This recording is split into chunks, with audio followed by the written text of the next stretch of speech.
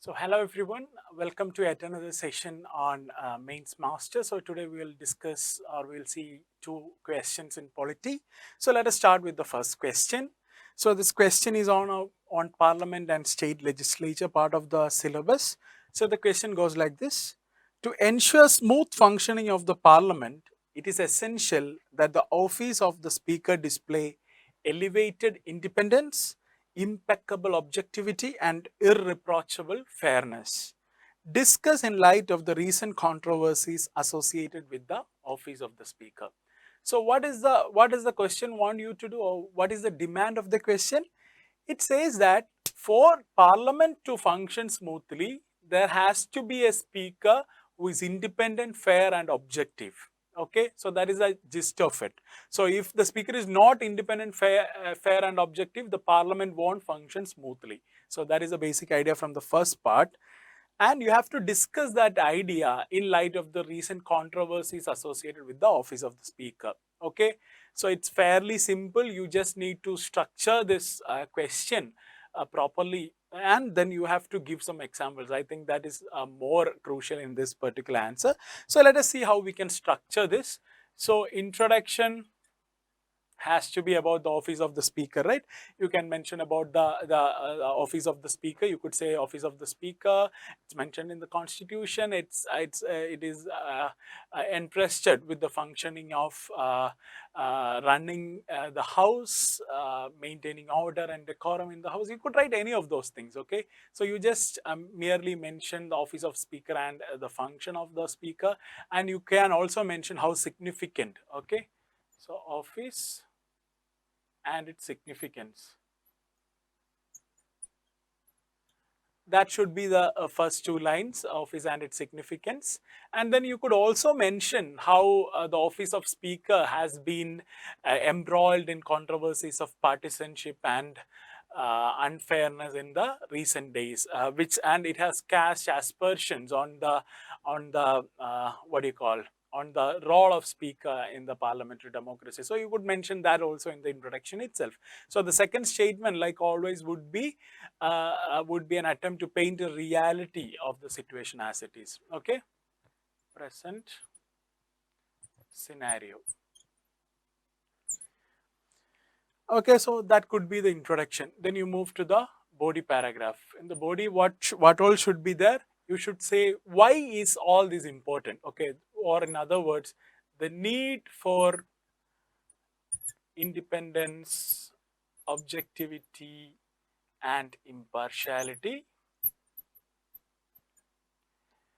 The need for objectivity, independence, and impartiality, and how that will help in the smooth functioning of the Parliament. So that need not be separate points, but you can state the need for independence and how having independence or having objectivity in the Speaker's functioning would help in the smooth functioning of the Parliament. So that is one argument you could say.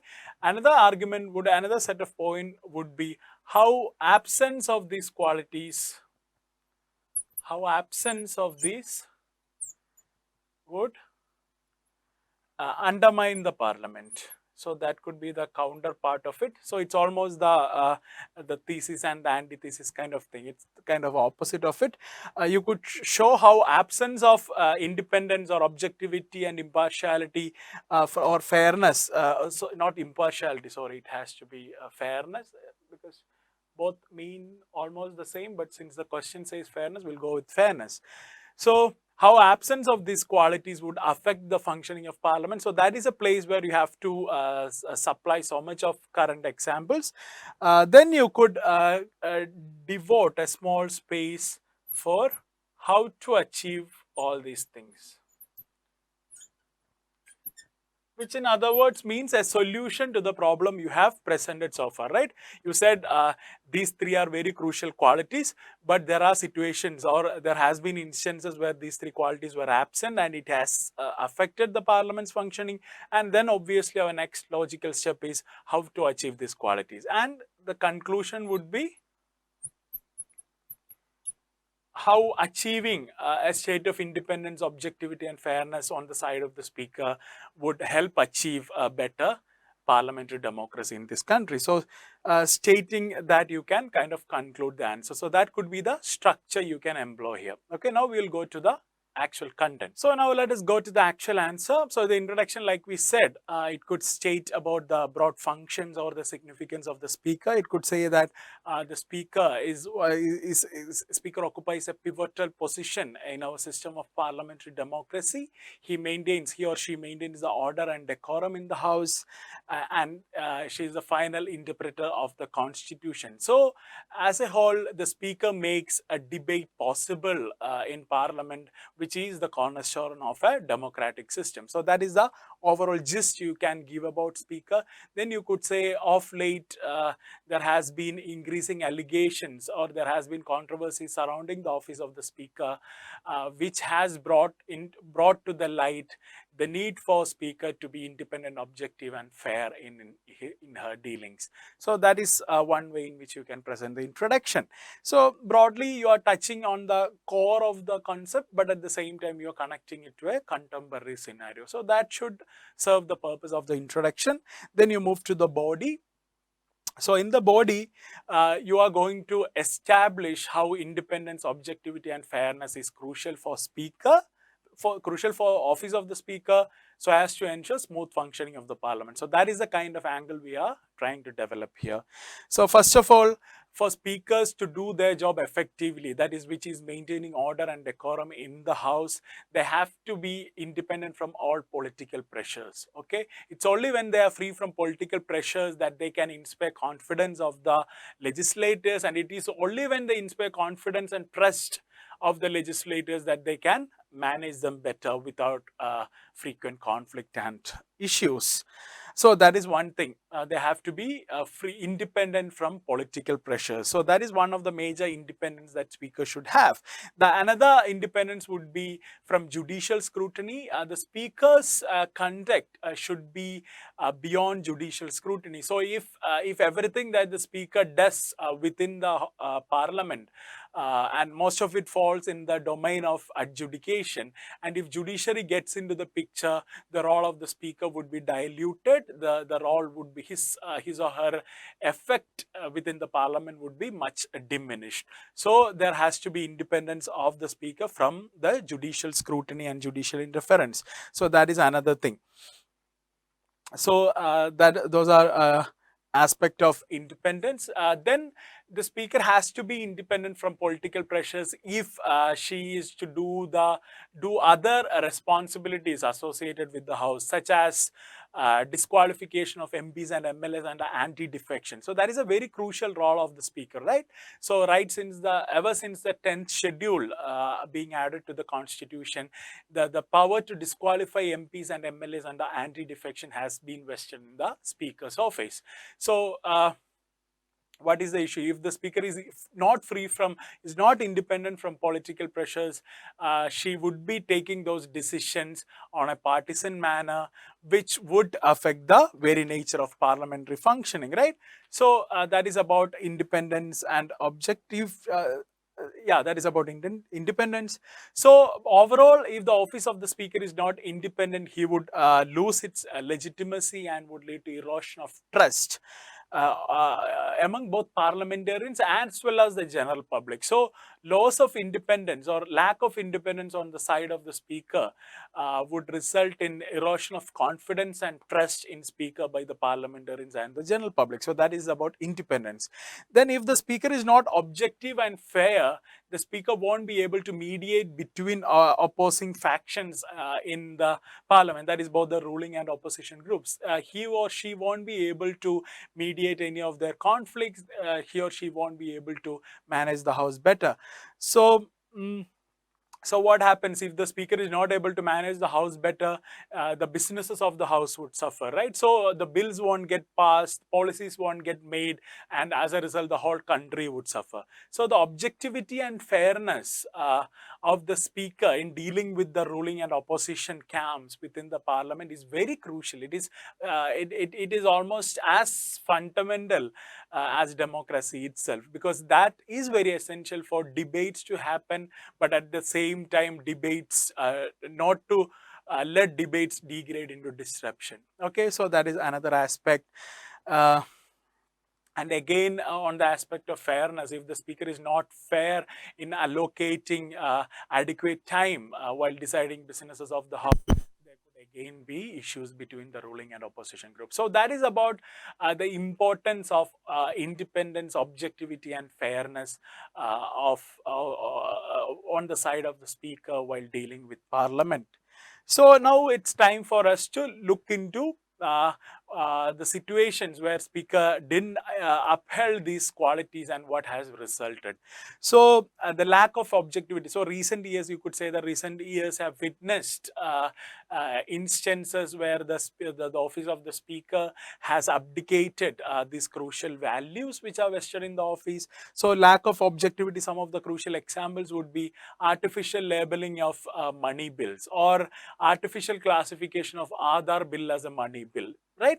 So that clearly shows lack of objectivity. So the from the ideas of constitution makers and all, if we look at it is amply clear, and if you read the article 110 properly, it is amply clear that Aadhaar cannot be classified as a money bill, but the speaker did it like that. So that was about lack of objectivity, or lack of objectivity was amply evident in speaker wrongly classifying Aadhaar bill as money bill. Another instance where you can quote lack of objectivity would be a recent scenario in Arunachal Pradesh. So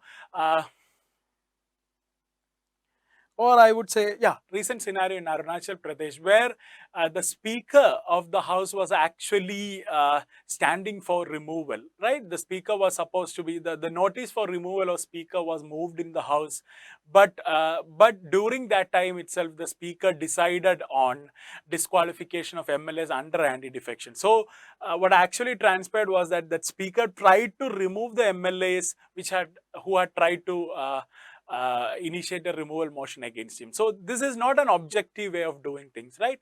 So that is another example you could give for objectivity. See, even you could mention that for even unfairness also. So it's very difficult to differentiate these controversies on objectivity, fairness, and what do you call independence, but you can mention it all together. I think that should work. Another thing is that lack of, where he or she showed unfairness or lack of objectivity, is that differing dates of the floor test. So what happens is that I just give a brief background also. So in Karnataka and Madhya Pradesh, when there was a floor test, there was a no it's not actually no confidence. There was a no confidence issue happening. So as per SR Bommai, the trust of the government has to be proven at the floor of the house. So there has to be a floor test. But the speaker kind of deferred the dates of floor test for a much longer time. So which is actually giving the ruling government more time to maybe bribe and bring MLAs on board, right? So that is also an instance of impartiality and unfairness. So differing dates of floor test to help his or her own party. Then another crucial role of late where there is clear unfairness is the partisan role of speaker while deciding on cases of anti-defection. Uh, so it happens in both ways. Either he or she would be disqualifying MPs or MLAs to suit their own party, or not disqualifying MPs or MLAs to suit their own party interest. So that is something that is happening. And in almost all instances of a parliamentary adjudication, where the speaker sits in judgment of disputes between members within the legislature, there has been immense allegations of unfairness and partisanship on the role of the speaker. So these are some of the examples you can quote, and these are some of the issues that are raised against these crucial values that the speaker should be espousing. Right. So now we are in a position where we have actually established the importance of these values, and we have actually seen what would be the consequences if these values are not properly adhered to. So now we have immensely proved the importance. So now it's up to us to resolve. We have to give some concrete solutions so that the speakers or the office of the speaker would be one that enjoys independence, impartiality, and fairness. Okay. So first of all, if you look at these problems, there is a fundamental thing you can observe in all these things. That is, in India, the speaker, even while remaining a speaker, at the same time remains a member of the political party. Okay, so that is a very what do you call, unhealthy practice that evolved in this country. But this is not something that exists in other countries. In Britain, for instance, if somebody wants to speak, they have to resign from the party. They have to give up the party membership. So that is how it happens. But in India, for certain historical reasons, which was valid then, the speaker need not resign from the party even while becoming, after becoming speaker. So that all the allegations of partisanship, the real or alleged, stems from this the speaker not resigning from the party. So that is something you could give as a solution. It's not something that is going to happen soon in this country, but you could always see that as a healthy convention, it would be better if the speaker resigned from his or her own political party. Then once that is done, you have to what improve or improve the situation of speaker when it comes to anti-defection. So there have been recommendations by various committees which suggested that the speaker's role in anti-defection should be replaced. So currently it is the speaker who decides the disqualification of MPs and MLAs under anti-defection. So there has been recommendations to replace speaker with election commission and president, that group which normally decides on disqualification of an MP or an MLA. So the speaker can be freed from partisan allegations if that is done. Then with respect to wrongful classification of money bills, a best practice that could be adopted is that speaker should be consulting with two of the senior most members of the house before deciding on the money bill. And this is a healthy convention that exists in UK. In India, you know, with respect to Aadhaar, that kind of a practice was not followed, and there was a huge uproar about all those situations. So these are the things that you can give us solutions to the particular problems we have listed so far.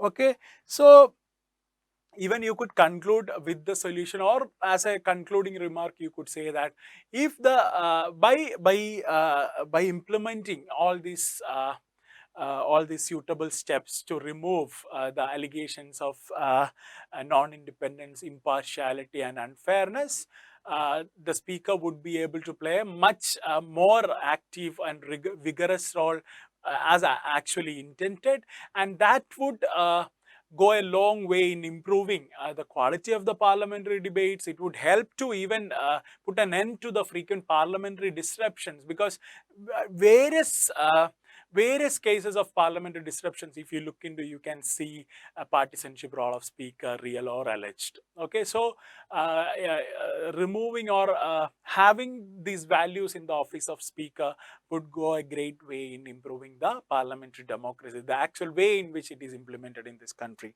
So that is the kind of thing in which you can conclude. So I hope you have got all the points here. There is not much scope for analysis or argument or anything. You just need to pick up points and argue for objectivity, independence, and fairness, then argue against it and give solutions. Okay, so that should be an easy job if you know the topic properly. Okay, thank you.